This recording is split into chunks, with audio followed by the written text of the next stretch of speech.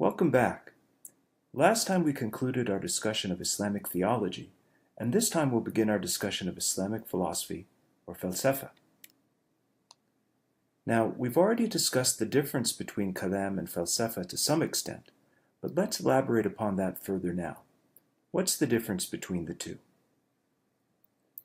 Kalam starts with the tenets of the revelation as the given, which it then tries to discuss and defend rationally. This includes a hadith, since they're considered the first commentary on the Quran. Kalam makes no claim to reach the inner meaning of revelation, that experiential knowledge that the Sufis refer to as dhawq, or taste. Islamic philosophy, falsafa, starts with the intelligence that is given to us, and its practitioners believe that the intelligence itself will lead us to the tenets of the revelation. This is exemplified beautifully in a 12th century story called Hayy ibn Yaqdhan, the living son of the awake.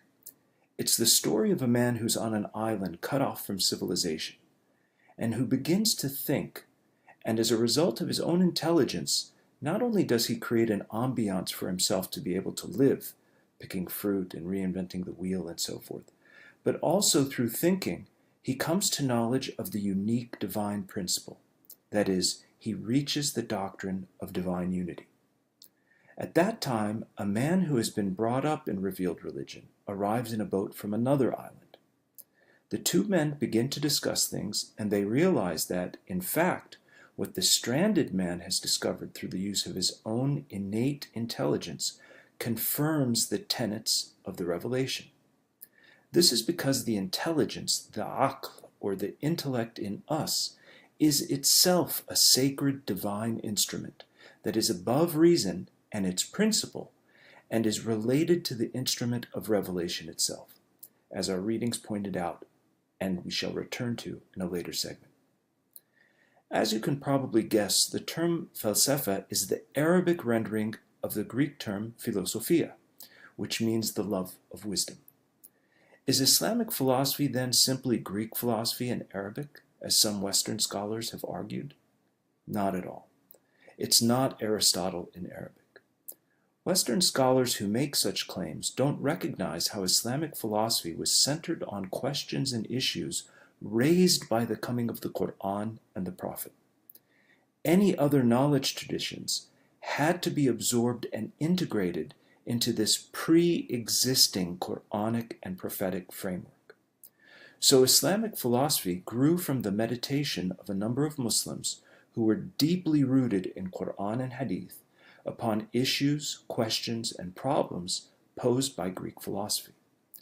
The very concerns of the Islamic philosophers, even when couched in Greek conceptual terminology, were strongly shaped by central Islamic issues such as the unity of the divine principle, the development of a methodology for explaining the world in the light of the unity of God, the reality of prophecy as a mode of knowledge, and the creation of an ethically righteous society.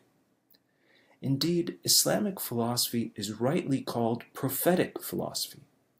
It is a philosophy which is intertwined with the light of Nubuwwah, of prophecy. There's a saying in Arabic as follows, ينبع الحكمة من مشكاة النبوة. That is, philosophy originates from the niche of prophecy. That is, prophecy is the origin of philosophy. And all Muslim philosophers believe that the origin of philosophy was divine revelation. Islamic philosophy should not therefore be called Arabic philosophy, as it was known in the Middle Ages. Calling it Arabic philosophy was perfectly innocent at the time, since Christian philosophy was known as Latin philosophy, since it was written in Latin even if a particular philosopher was from England. The same thing applied to Islamic philosophy, which was cultivated by different cultural zones of the Islamic world, particularly the Persian. But calling Islamic philosophy Arabic philosophy is confusing, because this is not a religious or ethnic designation, but a linguistic one, and much Islamic philosophy was written in other languages. More importantly, the term Arabic philosophy does not adequately reflect the content of Islamic philosophy as being rooted in the Quran and principles of the Islamic revelation. And in the Islamic world, Islamic philosophy was always traditionally called just that. It was never called Arabic philosophy.